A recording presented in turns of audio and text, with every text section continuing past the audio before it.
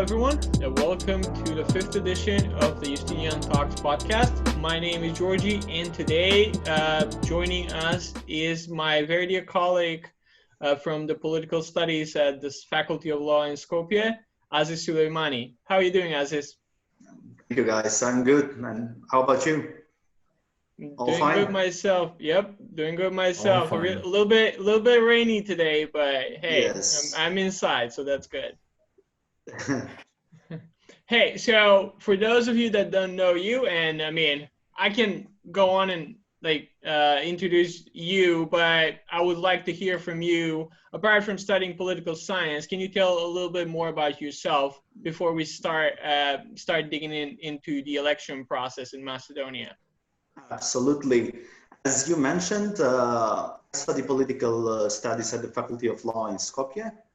I've been always interested in politics, so even before I enrolled in political studies, I was active in civil society. During my high school years, I represented a civil union of students in Tetovo.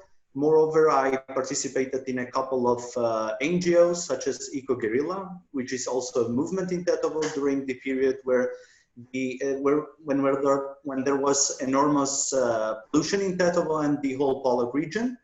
Likewise, I've also been a member of Democracy Lab, an association that it's completely deals with political issues and digital tools in democracy.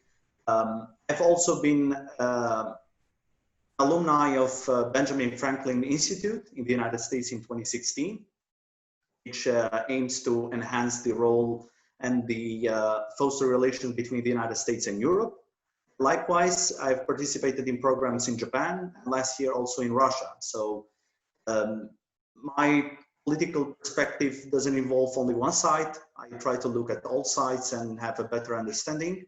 Of course, with the values that we uphold in our country, such as democracy and rule of law, which are the paramount values that we try to achieve and hold strong.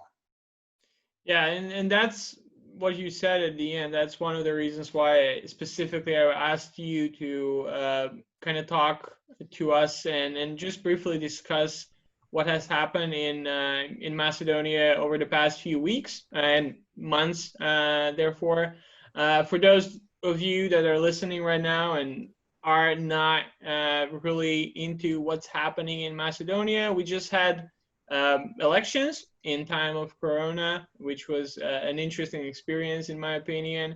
But we had parliamentary elections where 120 members of the parliament were elected.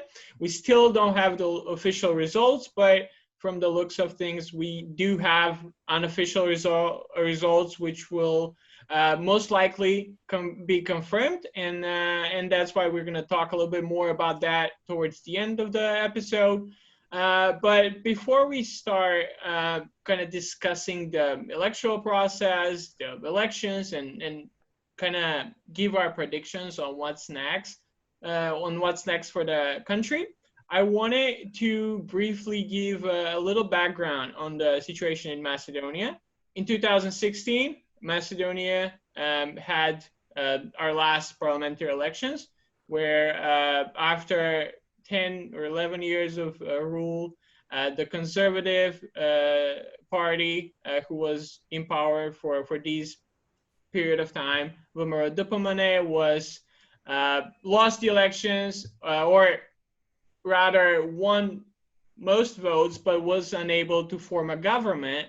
And the Social Democratic Party in Macedonia and Zoran Zaev were able to form a coalition with the Democratic Union of Integration. Is that the correct translation? That's correct. Yes. Yeah. So they formed a government, DUI, which is pretty funny when you say it in English, stayed in power because they were together with Vomero most of the time. But yes, in the past 3 years, we've had a change of government, and with a pretty unstable government, because there wasn't a big difference in the number of MPs that coalition in the opposition had and the coalition in the government had. Now, what happens with that government? Well, the two major things that were established or achieved during these past 3 years is the joining Macedonia joining NATO under a new constitutional name, North Macedonia, which was changed about a year ago, and then it looks like we're getting a date to start our negotiation with the European Union. But because we did not get a date was it like 7 or 8 months ago? That was in October 2019. Yeah, so we did not have a date, and that's why the Prime Minister, Zaev, decided to call for snap elections. Thank you. Yeah. So the Prime Minister Zaev decides to call for snap elections, which were originally supposed to happen in April of 2020, but because of the corona, they were pushed, and we had COVID-19 elections, which were done on a Wednesday, which never happens in Macedonia. That was interesting as well, because every elections is during the weekend. But yeah, so why did we need elections? What are your thoughts there?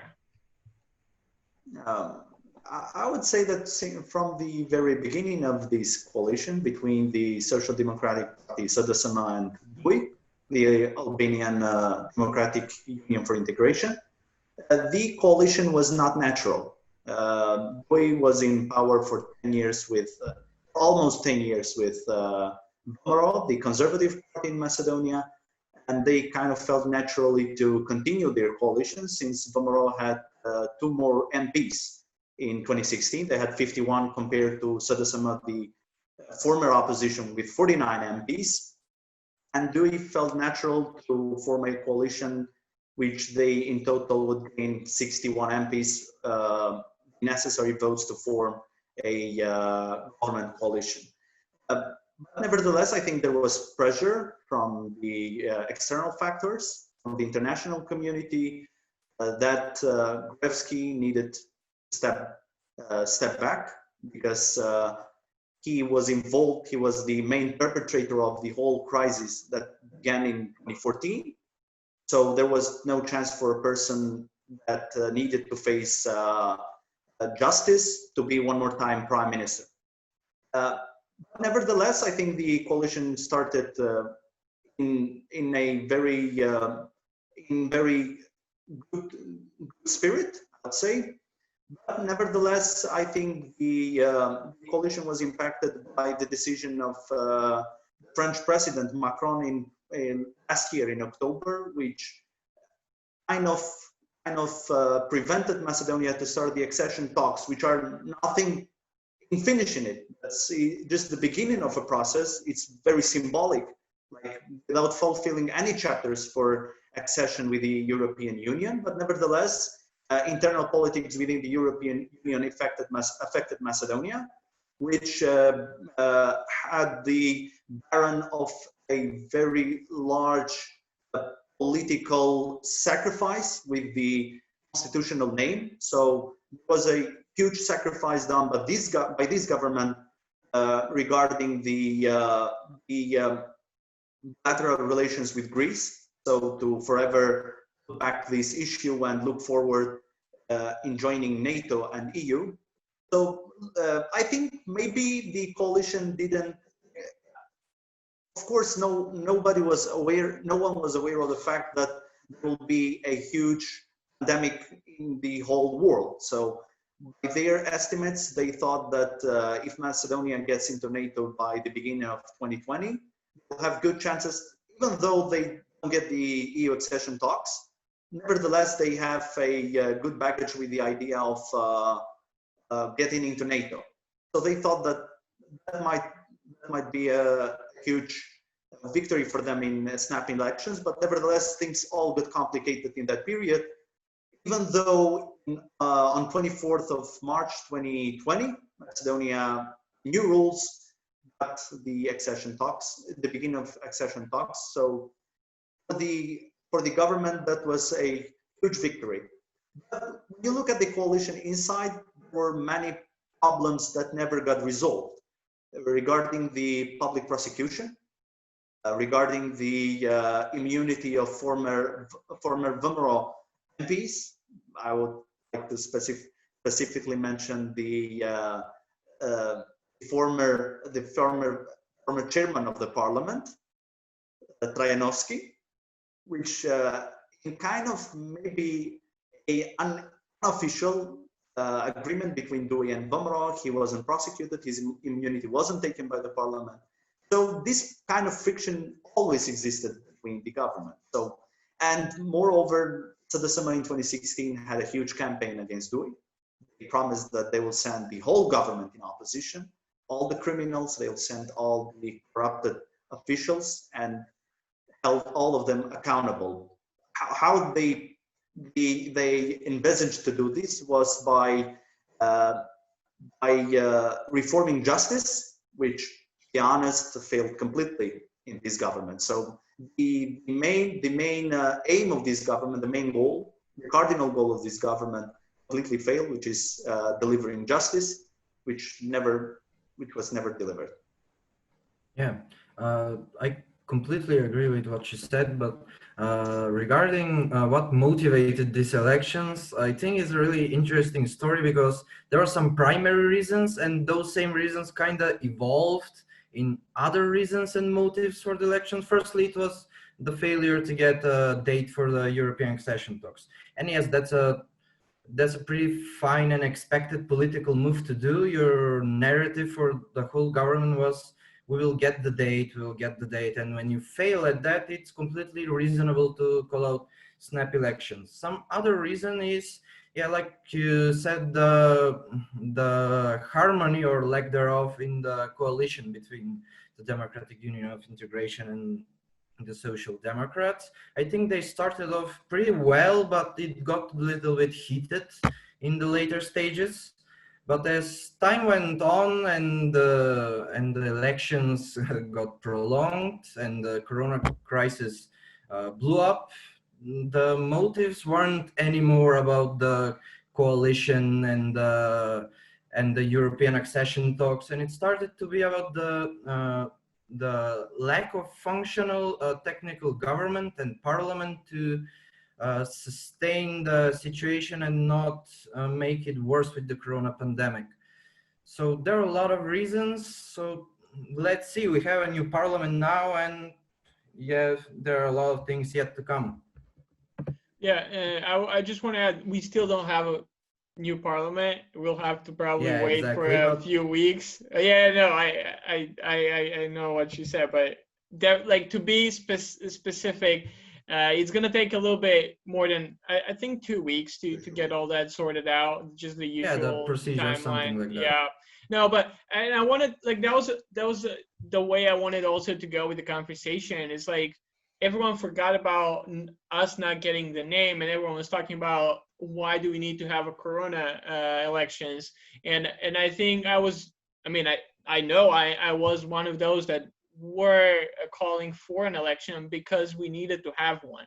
We had a technical government which was put in place just to organize elections, and then you have a pandemic happening, and this technical government, which in all fairness, it's not a constitutional, or it's not anything, like it doesn't exist anywhere, but we have it because of political deals and just the whole distrust between the parties. But you have a technical government formed by Sulejmani as kind of the leader of it, Dewey as well, and then you had the opposition party, VMRO, having the Ministry of Interior and some other branches of different government institutions.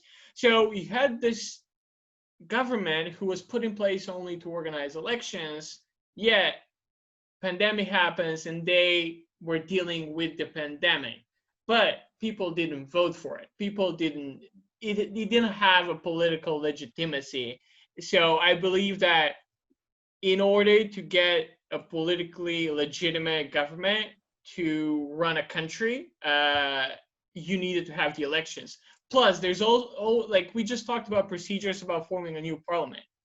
There's procedures, if you call for elections, there's certain time limit when you must have the elections, otherwise it'll be unconstitutional. So I think if anyone is wondering why we would decide to have elections during pandemic, which some other countries have them too, it's because one, we did not have a government with legitimacy or the political legitimacy to run a country through a pandemic, and two, procedures. And you know, just for those, like, we know this, people in Macedonia know this, but for those that are listening, it's useful to know, to have that in mind, added on what we talked about EU, NATO, and the change of the name.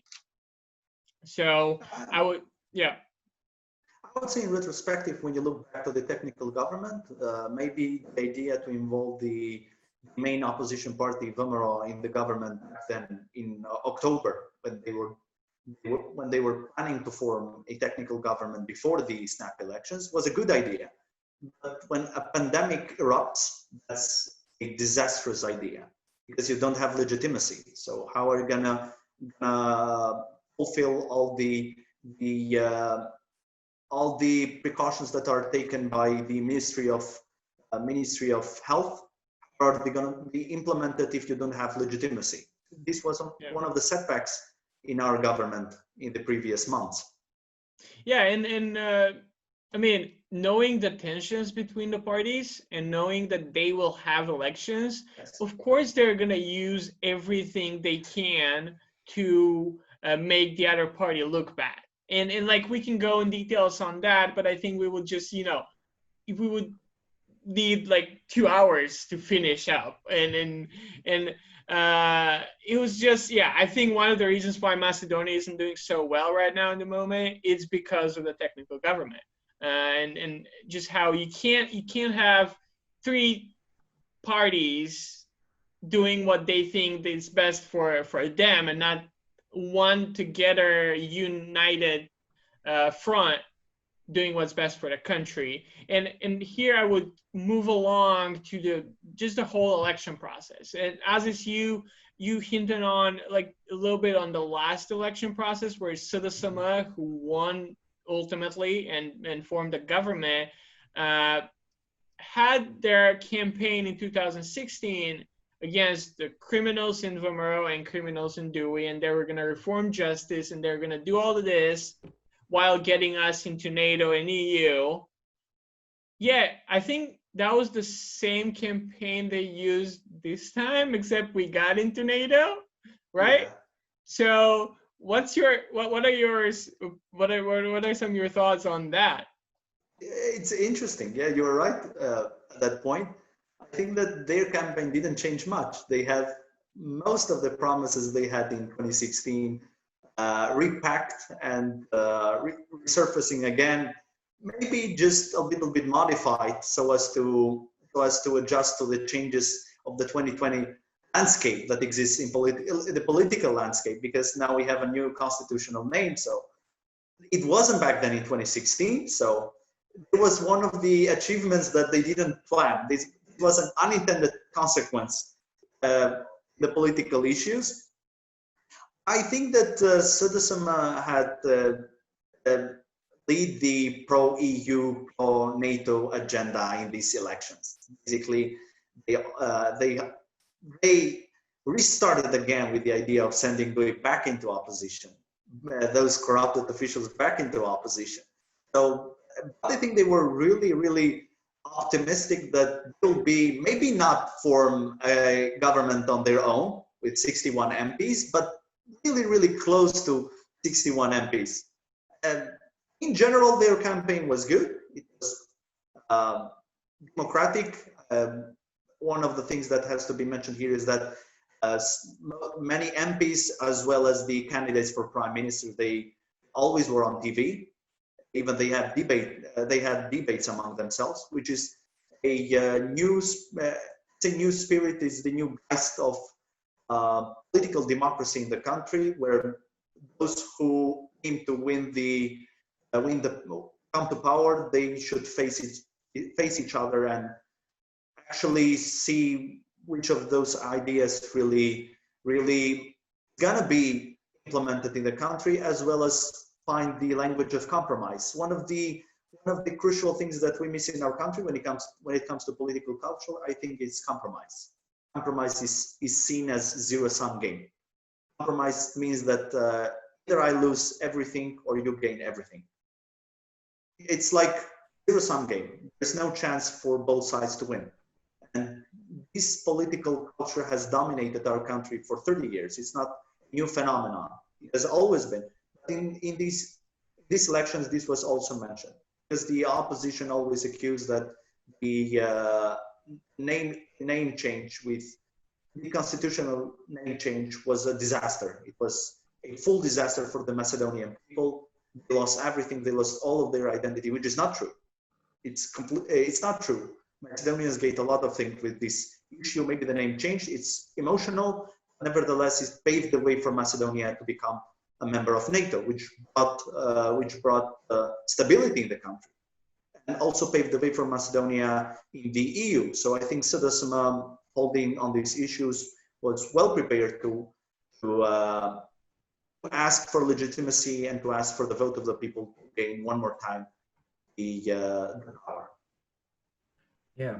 So yeah, you talked about the campaign and that it was really similar to what was in 2016, maybe a little modified and upgraded. But one thing I think also that isn't changed is the negative campaign. So I want your thoughts on it. Is it changed, or is it the same story we had in the past 10, 20 years? I have to agree with you that besides the idea of a positive campaign, which is pro-EU, we also have the setback of negative campaign, which is, I think this has also reached a new, complete new level because of fake news, because of social media. So what probably was in the past a negative campaign of beatings on the street, nowadays it's not beating, but it's like super heated debates on Facebook and Twitter, which is like acceptable. The level of accusing of betraying the country, to the level that is a spy, to the level that they are working for foreign interests. These debates won't go easy on the political culture. It has more to do with the people themselves perceiving what democracy is, which is, in my opinion, it's not in the opinion of all people, it's a compromise. You have to accept that different opinions exist in the society. There is a plurality of opinions. If you want to stick to one idea which is monistic, then it's not democracy at all. It doesn't express the will of the people. So this political culture hasn't changed. And besides the idea of passing through campaigns before the election, the pre-election campaign, you can also see this kind of political culture the day when after a couple of hours when the polls are closed, when you see everyone celebrating the results, everyone is winning, then it doesn't take more than an hour to go and complain that the elections are rigged. It takes only 1 hour to change the opinion. I don't know why they do it. They do all the time. So no one is actually impressed by the idea that they will accuse the other party of stealing the election. It's completely normal. People are used to it. Yeah, exactly. And this political culture exists. It will always follow the same pattern. It won't change. Yeah, and it's used a lot of time, and that kind of narrative, it's inflated now. Its value is inflated. Nobody cares. We accept when the polls close at 7 or 9 o'clock, and we know in half an hour one of the party will come, will declare their victory, and we'll see them on the streets with their cars honking. We know that will happen for sure. So I think people are starting to not care about negative campaigns, but I still think political parties don't think that, so they are continuing that tradition. I think it's more political militants than the people. We have to differentiate in this part. The people have been much more emancipated than they were 10 years ago. Nowadays, I don't think that people really believe that those political parties have the main general interest, the will of the people or the interest of the people. They perceive it as a political group which aims to protect and hold to power an elite. And this has reflected over the time with the fall of the turnout. You see, it's mostly militants who are completely involved on this idea of celebrating victories. The normal people say that this is complete BS.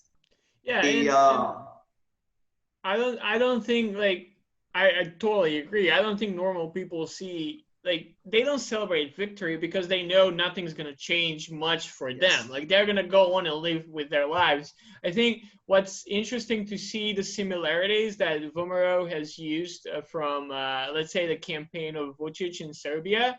It was like, you could see those same ads which VMRO have blasted all throughout the 20 days of campaign done in Serbia, except Vučić was smarter in that way that he only did 3 and VMRO did 20. So there's like so many of them, but I don't know. I think like for me personally, I wasn't really sure if I'm actually going to make my vote valid this time. I was going to vote, but I wasn't sure if I'm going to make it valid. But 2 days into the campaign, I was sure I have to vote against VMRO because of, like, you could see the pattern. And if I know something about politics, if someone is showing the same patterns as someone else, then and that someone else is Vučić, then it's pretty bad. So that's definitely something I was like, okay, from the get-go, VMRO, like, I wasn't ever going to vote for them, but in a way they were like, they made me go and vote against them.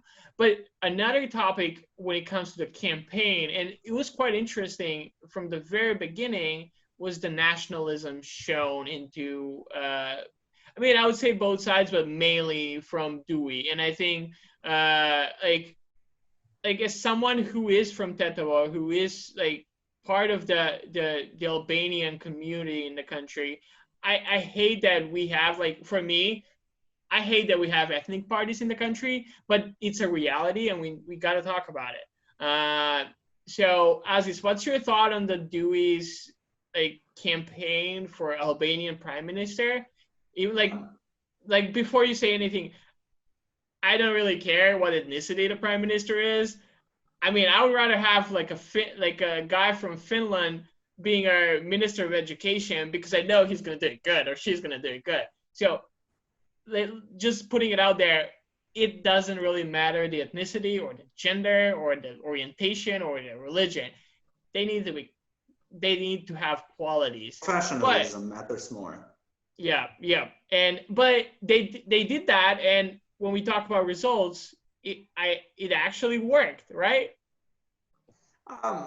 Before moving to this topic, I'll mention only one point regarding the campaign and the election between Sadasima VMRO and the comparison in Serbia. I think we are in a pretty much better situation than Serbs are in Serbia because at least the opposition didn't boycott the elections.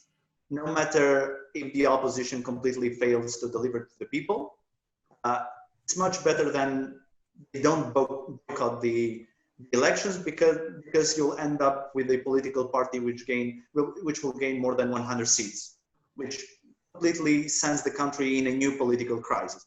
This is the good part of it.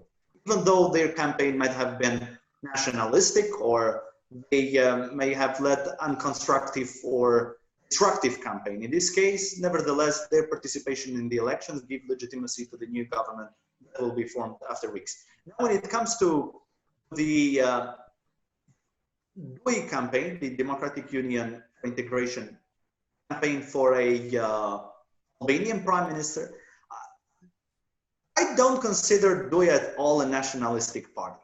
They are nationalistic when it suits them to be nationalistic. Exactly. In 2002, they were a very civil party. They had ethnic Macedonians in their MP list. They had members from other ethnicities in Macedonia. They had a coalition with the conservative, the nationalist party in Macedonia for 10 years. Briefly, I would say exactly from 2008 to 2016. We had coalitions in municipal councils. So the idea of an Albanian prime minister was a strategic campaign in order to regain the votes they lost from Sudasama in 2016. We hasn't left much to the ideas of building a country that upholds justice. Many of their officials have to face justice for their corruption charges. I think they wanted, with their strategy of an Albanian prime minister, they wanted to outmaster both ethnic groups in the country, both parties of ethnic groups in Macedonia, of the main ethnic groups in Macedonia. With the idea of an Albanian prime minister, they wanted to appeal to the Macedonian people that they are Albanian nationalists. So they want an Albanian for prime minister. They knew that they will get reaction from nationalist Macedonians that no, this is Macedonia. If you want an Albanian prime minister, this is your way. Albania, elect an Albanian prime minister there.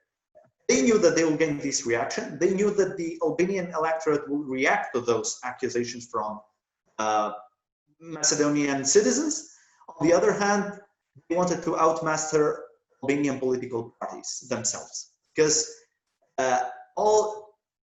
the Alliance for Albanians had the campaign for somehow a modified parliament, maybe two chambers in the parliament, maybe the idea of more representing Albanians in the parliament, these kind of ideas. On the other hand, Besa had this kind of had the idea of redefining the country more constitutionally.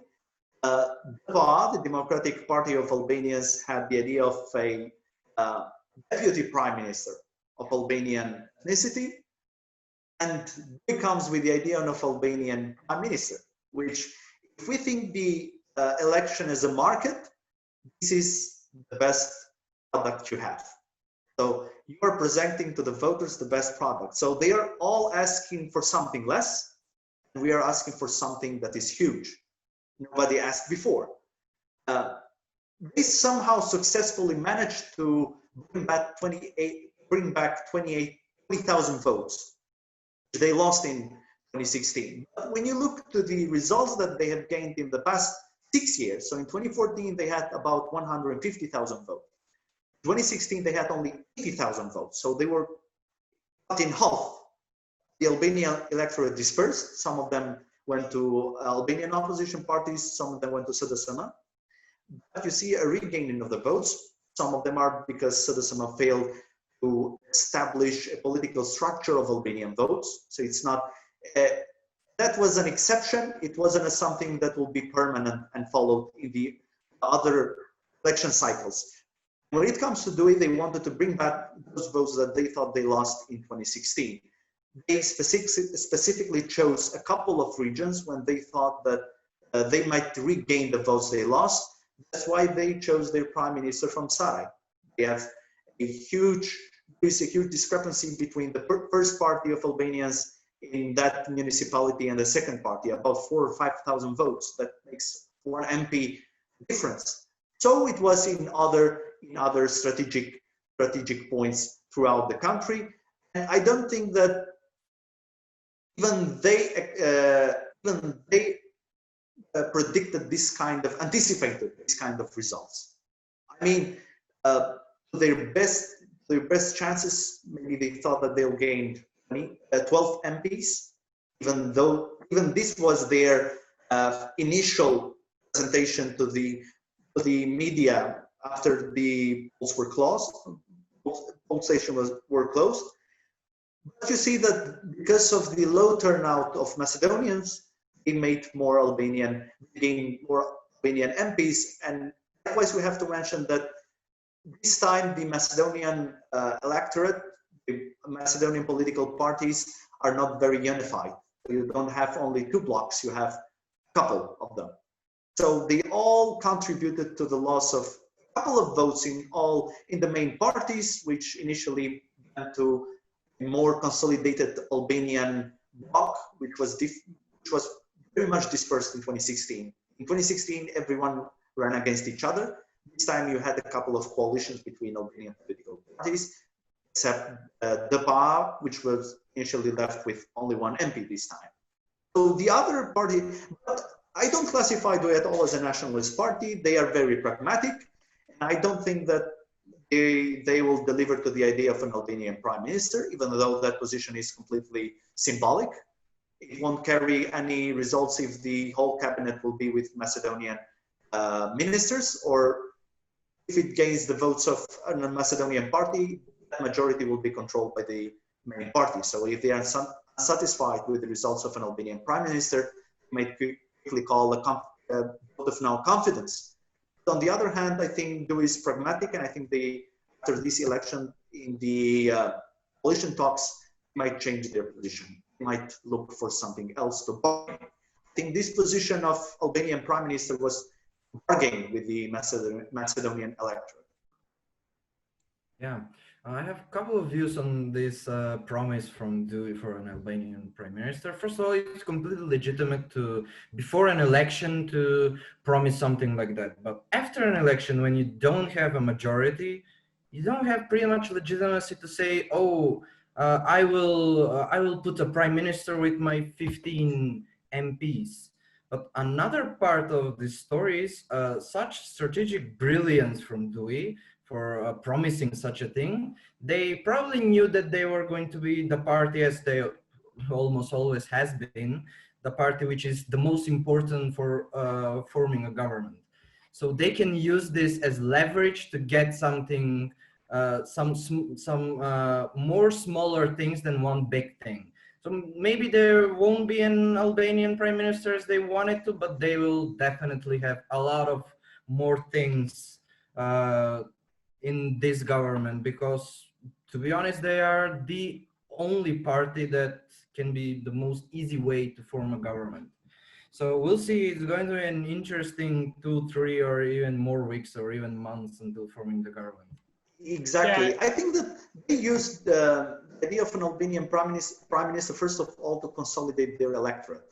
They hadn't come up with such an idea since maybe 2006 or 2008. So this was a change in their platform. They always asked for something else, so this was a change in their platform. And on the other hand, I think this brilliance somehow was predicted with the idea, with the what they thought ceteris paribus, as if Macedonian parties are close to each other with MPs. So this was done with a kind of gamble. They thought that maybe they will get close with each other, maybe have 49 MPs, which will make DUI a kingmaker. Like, there is no coalition without them. And likewise, the idea of, if they are close to each other, and with our party we have enough MPs to form a government with both of them, then we enter with negotiation with both of them. We get the best results out of those talks. Yeah, and I think that's what actually happens. I mean, not exactly half and half, but as we start talking about results, we might as well just let everyone know, those that don't know already, that Sulejmani in the coalition with another Albanian party, with BESA, won the majority of the votes in the country. To be exact, 327,000 votes, which translates, which translates to 46. Vomera won 12,000 less votes, which translates to 44. DUI won 105,000, which is 15. The coalition of two Albanian parties, Aliança and Alternativa, they won 12 MPs, and then Levica, who's a new party, won 2 votes and won a lot more than 2 votes. 2 MPs and 37,000 votes all around the country. While DEPA, as you said, Aziz won 1 vote, which we'll see officially. We still don't know exactly how it's all going to turn out, but unofficially, these are the results that the State Election Commission came out with.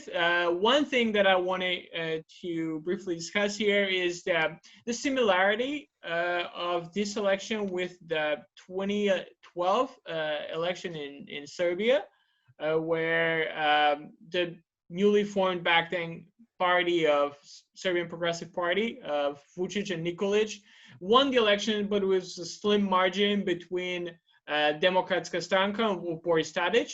And then there was Ivica Dačić. Socialist Party, yes. Yes, the Socialist Party was the third party. So what did SNS do? The Serbian Progressive Party of Vučić. What did they do? Well, they allowed Dačić to be the prime minister and Vučić to actually control everything, but be the first deputy to the prime minister. So I don't think it's very likely that this would happen here, but it's a possibility that, as you said, Aziz, it won't really much matter if Dewey has their Albanian prime minister, if there's someone else who is actually calling the shots. And I think, but it's also interesting to see that it could actually happen, and it has happened in other countries. That's how politics work, and sometimes you have to give up something in order to gain something else. And I think that's one of the things people in Macedonia often forget when it comes to politics. They see it as something that, okay, if we don't get everything, we're getting nothing. Like, we don't like it, we don't care about it, we're gonna go out against it. But yeah, those are the results. We'll see what happens next. I wanted to say and talk maybe a little bit briefly on the credibility of the results, because that is one of the issues right now that we face, and then we can go with our reactions to actually the results and what do we think happens next. Dimitar and I and Nikola and some other friends of ours, we were doing a live stream while all the results were happening. Yes. And I hope, Aziz, you watched. But we did not have actual results. Yes, the VMRO came out and they said we won. The elections are rigged. We lose. Huge victory. We won. Huge victory. Exactly. Suma did not really come out right away. They said they're gonna wait for a little bit. I think someone else also got out. Dewey, I think, started celebrating first, and then we find out that someone hacked the State Election Commission website. So we literally had no information for solid 2 or 3 hours there. And then they did a live stream, which was the funniest thing ever. They were showing our elections live stream. And then we, of course, the day after, we find out outside, some outside people, sources, I don't know how to call them, hacked the election, the State Election Commission's website. Therefore, we were not really able to do that. And then when we briefly got a chance to see, we saw my municipality, which was 99% Macedonian, having an Albanian 2 parties being first and second. And then we had some other places in the country where there's just unreasonable amount of votes for some parties and an unreasonable low amount of votes for other parties. So the credibility of the elections right now is kind of at stake, even though I think it's a bigger issue, it's a lesser issue than it's made to be. But it has to be said because it shows how ineffective institutions we have. One of the reasons for the hack that it's kind of wide known now is that the State Election Commission changed its software provider, or I don't know, technical term for it, but the company that was working on their website got changed like just a week or so before the elections, which is a huge red flag. And like things like that happen. So we don't know what's gonna happen with that, like who exactly did it or what exactly did it, but definitely this will play along with what we mentioned earlier. All the parties that were not going to be in the government will cry out election rigging. So that is going to be issues. Let's see, if it doesn't suit you, then the election is completely rigged. It's rigged. It's rigged. Definitely.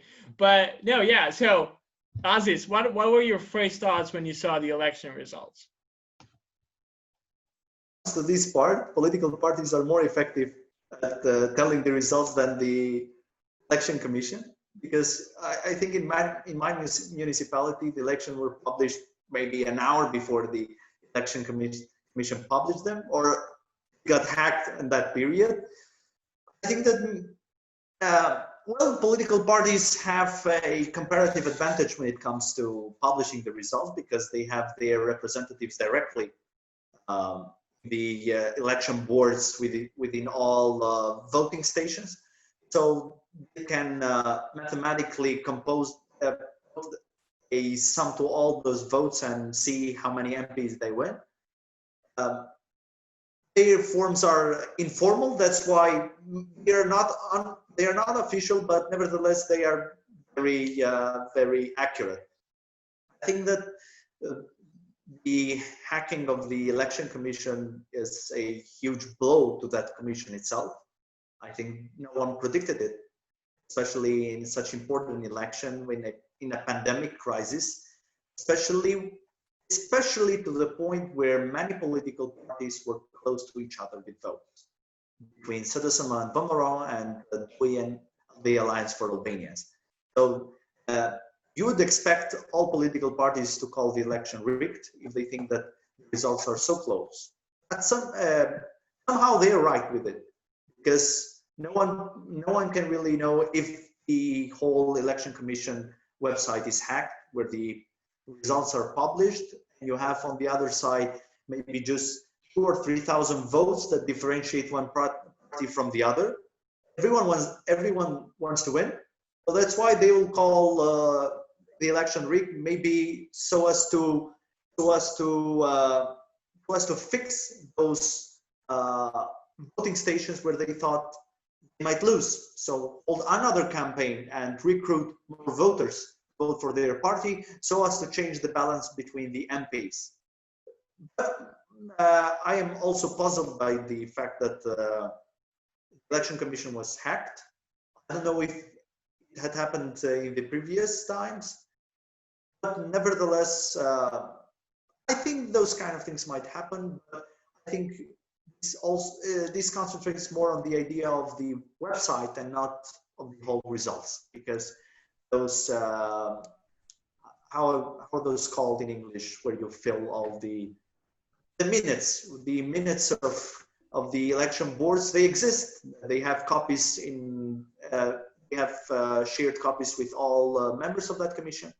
So if there is kind of an agreement about the results, then you have those minutes and you can look at them and tell if the results were changed, were somehow fabricated. So I think this will be resolved, but nevertheless, it carries the importance that the election commission cannot afford this kind of mistakes in the future elections. It should be something that. Yeah, that's sorry, Dimitar, you can go after me, but I wanted to specify this specifically, and I've been talking to a lot of people about this and explaining to them what's actually happening, because they think if one party says, oh, this is the number of votes that we got, the party's lying. No, they're not lying. That, like, I've seen it firsthand, the system that parties have. Because of the biggest parties, Sedesama and Vomero, have their people everywhere in the polling places, they get the information first. So I know, like, for instance, let's take my village. Like, I knew the results at 10. The state election commission got the results at 11. So it is that kind of thing that, yes, the beginning, like the first 2 hours, the parties, of course, are going to use the best places to tell the results from. But by the end of the day, we all know the results. And that's why I think the election is not rigged, of course. The problem is the hacking, and that should not happen ever again. But the legitimacy is there. Like, why is Vomero not protesting right now if the election is rigged and they lost the elections? Because they know the results. They have the numbers. Why is Dewey not protesting, or Alianza, or everyone else? Because they know what's happening on the field. And I think that's an important distinction. No, the parties are not rigging the elections. They have honest people. I mean, they have people that like, do you know how much you're gonna go in jail for if you participate in a rigging of election? It's 5 years. And like, I know that because my mom is part of it. I've been a part of election, like the polling place. Like we all, like Aziz, you were an observer last year, I think, with OSCC, or I don't know exactly, but right? OSC Odir. Yeah. So like, it's not some huge conspiracy, and that needs to be said and reminded all the time, because the parties don't really want to like, why would any party rig elections? Because they know they're gonna get caught. It's not that easy to pull it off. But You're right on this point. If you can intervene a little bit, I think the standards of holding elections in our country have improved in the past 10 years. So we really have high standard elections, maybe kind of standards that it's hard to find even in some other Western European countries, because we have those kind of standards which make it impossible to rig the election in the election boards within it. What happens, what you can call the rigged election happens outside of those polling stations and election boards. It happens days prior to the election day. This is the part which it's hard for the government, it's hard for the judiciary, it's hard for the MPs to propose laws somehow to ban this kind of behavior, because this is informal. You can't know if someone gave money to someone else so as to vote for this political party. It happens in an environment which law cannot intervene that easily. I mean, if you start to regulate that part, you don't know where you end up with infringing voting rights. And on the other hand, when it comes to the polling station itself, inside it, it's almost impossible to rig the elections. So there might be some kind of mistakes. Mistakes happen all the time. But to call the elections rigged as at the time of 10 years ago or 20 years ago, that's possible. Yep, definitely. And I think I hope that's how this story ends. I hope there's not much to it. I saw that the State Election Commission, they released the entire results on Google Drive, which was pretty funny. But at least now we can download it and have it forever. Whereas like past elections, you can't really find elections like thorough election results.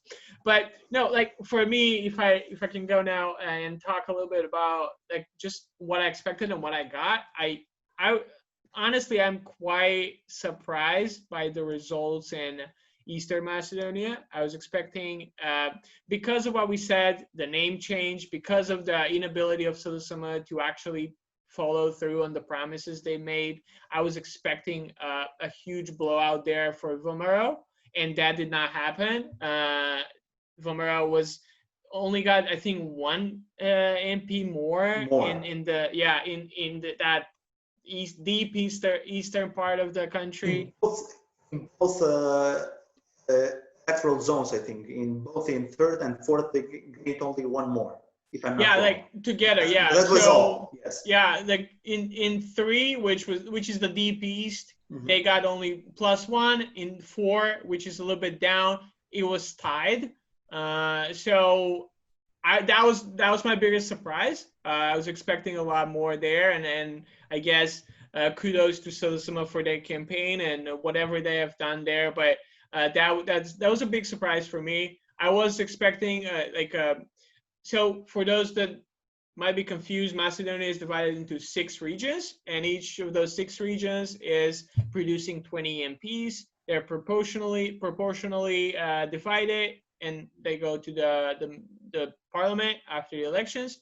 But yeah, I wasn't surprised by the results in Skopje. I was expecting, even again, I wasn't really sure what's gonna happen because of I wouldn't say bad ruling of the Social Democrats, but still, it wasn't something that people were very happy about it.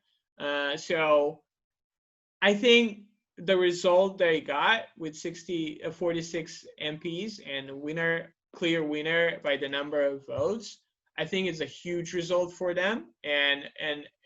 But this could also lead to a huge loss in the next elections. If they don't deliver now in this 4 year, or I mean, we say 4 years, but we don't know when the next parliamentary election will happen. But if they don't deliver now, there's a huge possibility that they will lose the next 4 or 5 elections in a row, because people, yes, they gave him a chance now, but we don't know what's going to happen after inability to produce results in this mandate. So yeah, as you said, it was really surprising to see a number 3 constituency, number 3, that actually they were really close. It's not that usual. Actually, Vomero has +3 that constituency. Now it was 10, 9, and 1 for Levice, if I'm not mistaken. And to have 10 and 9, it's really weird, to say the least. So good job for Ljubcho Nikolovsky, which was the leader from SDSM at that constituency. He probably did a good job. Probably people actually like him there, I don't know. And another weird thing was, maybe not weird, I'm just surprised, in my constituency, number 5, Dewey had 2 more MPs than 2016. They were 1-1 and they're now 3-1, which is a huge 3-2. Sorry? 5 Albanian MPs in Zone 5, I think. 3 to Duya and 2 to the Alliance for Albanians, if I'm not wrong. I think it's 3-2. I think that's right. I think that's right. Yeah. Yeah, maybe. Okay, maybe. But nonetheless, in 2016, they were 1-1. 1 for Dewey, yes, and 1 for the others, I think, Alliance for Albanians, yeah. Although Debar is now a part of 5, which is a majority Albanian town, but still that's not enough for 2+ MPs. That was really interesting. And I was also surprised for number 1, which is Skopje, which is expected SDSM to have at least +2 or +3, and this election they had +1. They really should rethink their strategy for the capital city, as also Vomero needs to rethink that strategy for the DPs. I think Vomero was harmed a little bit by the campaign of Levica, because they gained those very nationalist votes, like something that the Vomero leadership can't say. Like, they can't publicly say that they are against the agreement. They say that they are against, but not to the level that when they'll come to power, they'll completely throw away that agreement. They won't renegotiate. That they are anti-imperialistic. So this kind of this kind of campaign by Levica attracted all the votes of the very nationalist part of Vomero, which somehow is dissatisfied with the Vomero leadership. And I think right now we will see this kind of war within leadership war within Vomero itself. They are not satisfied with the results, even though they publicly say that it was a huge victory. Inside, interior, they know that it was a huge blow for them, because after a name change, the ruling party still gained 46 votes. Yeah, and Levica contributed to the dispersion of votes within the Macedonian bloc. So yes, they gained about 5,000 votes in Zone 5, in the region number 5, which is like almost 1 MP. And they had about 5,000 votes in region 2. So everywhere they almost gained an MP, but they failed because of the don't method. Nevertheless, I think Vomero lost some of their very hardcore supporters, nationalist supporters, to Levica, which is completely a paradox in itself. The very far left gaining the votes of the very far right. Yeah, I mean, yes, I wanted to at least say a little bit about Levica, because I mean they're gonna enter the parliament, and I mean we can't just ignore them.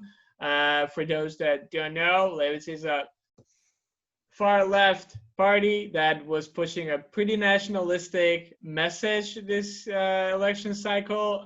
For me, I think, I mean, I might be biased because I just don't really like their strategy or messaging, or just the ideas they chose to push as their main for these elections.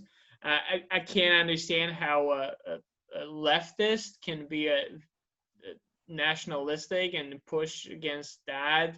I mean, a name change, sure, but can we talk about something more important, something that could actually help people's lives? But nevertheless, they did win. I think not just Vomero votes. I think they gained some votes that would have otherwise might have gone in Sulejmani as well. I think that's also the case. Maybe in like in Skopje, definitely without the votes of Levica, votes Sulejmani and Vomero would have had a few MPs more.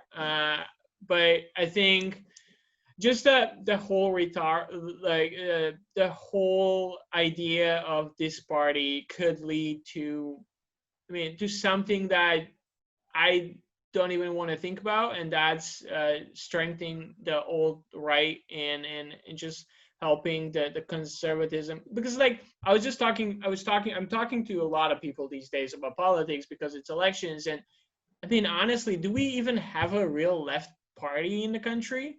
Like everything is center right, and you can find like Sulejmani could be called maybe a center party. Center left, yeah, center left, center. They want to be a social democratic party. They want to say that they're leftists, but they're not really.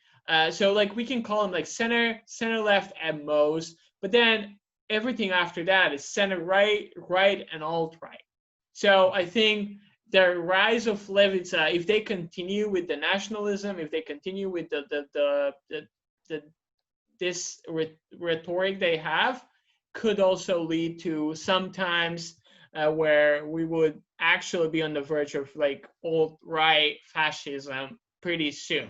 Now, it's not fear mongering or anything, but it's going to be important to see how they act when they join the parliament, and what's their next move. What are their next move going to be? Yeah, as a leftist, I'm really disappointed with Levica from one aspect, their rhetoric, they're putting some national problems as their primary problems. They're overlooking the situation with poor people and minimum wage and other worker rights, and they're focusing on the Prespa agreement, which is a no-no if you're a left party. You don't focus on those stuff. If you're a left party, you have other things that are more important than that. And the other aspect which I'm disappointed with Levica and its president, Dimitar Apasiev, it's the methods in which he became the president. So if anybody remembers, Levica in 2016 was a different kind of party. It was a party which was based in hierarchical, it didn't have one president, it had a presidium with a lot of presidents, something like that. And now it's a different kind of party. And the method in which Dimitar Apasiev came to power in Levica was really controversial. And it even had a suit in the one of the courts. I think it was, yeah, one of the courts. So I don't know the results. I think he won, but the result of that is really disputed. So yeah, let's see what they're going to do in the parliament. Yeah, basically he got everyone out. Like he fired everyone that didn't agree with him in the past. So I think that's also one of the things, but I would, put that aside and just talk his rhetoric this time. And I mean, the election night, he said he's all gonna, what's the word in English? Like execute, maybe. He's all gonna execute us. Like even if with fire squad, yes. Yeah, like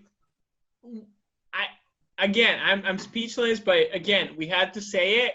He's a member of the parliament now. So, Aziz, do you have any thoughts on that, or? It's interesting. Like it's a new party that brings to Macedonia kind of politics, which is a result of ethnic composition of Macedonia. Those kind of statements only bring more chaos than they resolve issues.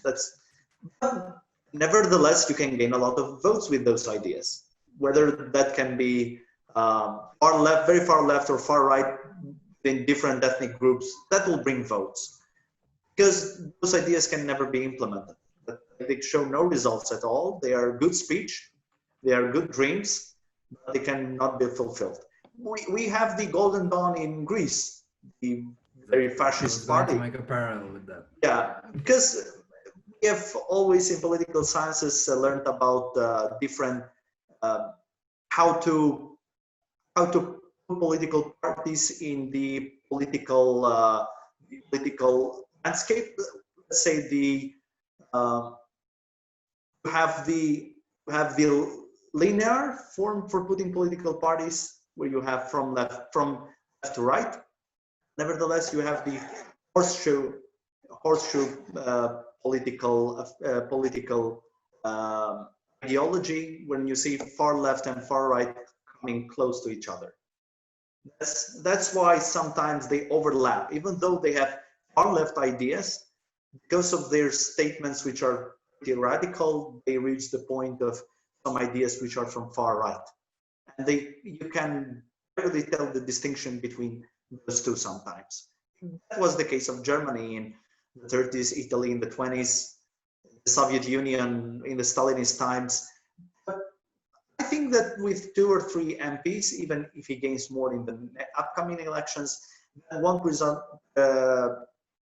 achieve any kind of results, because those kind of ideas are crazy. They can never be implemented, especially in a landscape such as Macedonia.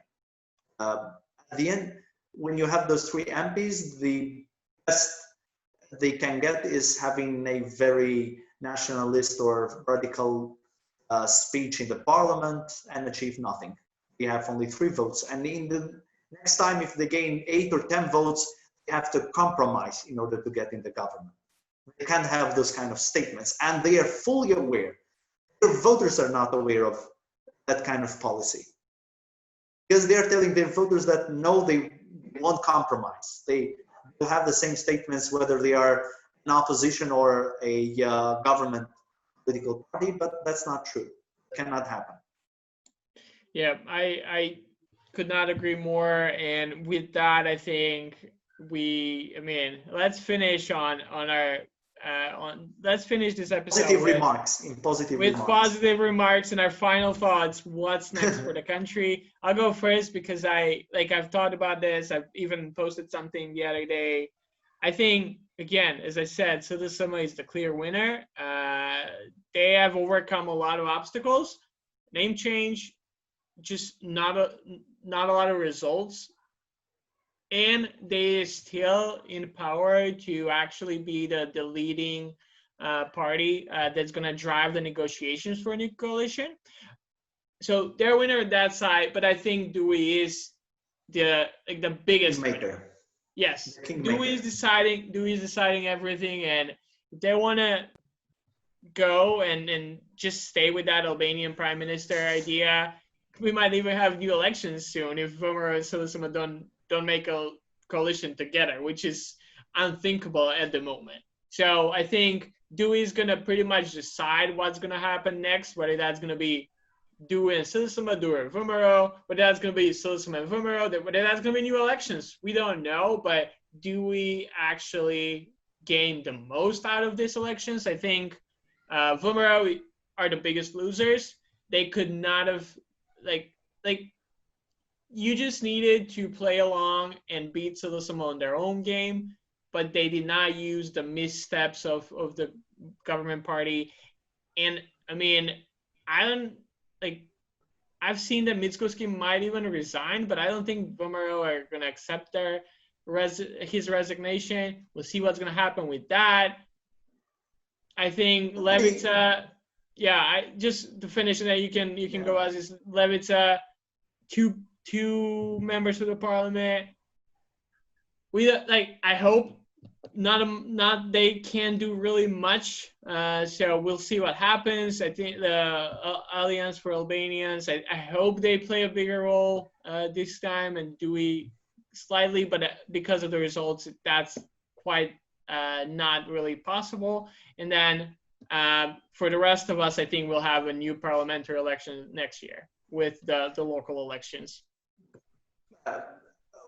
Well, actually, we didn't cover much the part of who formed the coalition or how they'll look like. We mentioned that who won the most of the votes, the role of Dewey in forming the government, but to be honest, I have to say that the Alliance for Albanians and Alternativa coalition between two Albanian political parties is not that strong. So that might fall, and Alternativa might join Dewey in forming a government. That raises the possibility of Vomero forming another government with Dewey, with the votes of Alternativa to form a clear majority, not just 61, which is very fragile. But on the other hand, even the votes of DESA, which are stuck now to Sudasama, four MPs, which is a huge number for a political party that maybe didn't have more than, which compared to last elections had a very bad result this time. Yep. So I think those 4 MPs, you can't have them vote for a Sudasama coalition if they want to bargain with for government positions, because now they feel in a much worse position. Because first of all, every Albanian political party thought that Dewey will finally go to opposition, because they saw the reaction of Macedonian political parties. They saw a surge of votes of opposition Albanian political parties. So they saw this as a moment to put Dewey in opposition. But this new election with 15 MPs to Dewey makes it a clear kingmaker. So you can see the Alternativa and the Alliance for Albanians coalition that might fall apart. 4 votes of Alternativa going to Dewey, form a new government with Vomero, or you see the votes of DESA, which are 4, and they may join another government. So, to be honest, when it comes to the landscape of how coalitions can be formed, this is very unpredictable. It's very unpredictable, and there will be huge bargaining between political parties so as to form a new majority. And even one vote, like DPA, might be crucial in forming a majority so as to elect a new government. That's why I think the price for one MP is very expensive. It's very high. It's good to be an MP right now. It's very good. It's really good. So yeah, it's going to be some interesting few months. We'll see. I hope there won't be another election because I think people are getting sick of it. Nobody wants to go on another election. I hope someone will form a government, although probably that government which will be formed will be very fragile, which was the same as this government. This government was really fragile, so we're used to it. So we'll see. There are going to be really interesting months up ahead. Yeah, and my last thoughts here would be, it's funny how we had these elections, like the second reasoning after the COVID happened, so we can have a stable government that will lead our country, and it will happen quick. I don't think that's gonna happen soon, but Aziz, thank you so much for the time. I think we went over the limit that we wanted to talk, but again, it's politics. It's always gonna happen. We're always gonna go over the limit because we want to talk, and there's a lot to talk too. But yeah, thank you, and hope the next time we get together, it's gonna be at the faculty and recording a live in-person interview about some better times in Macedonia. Sure.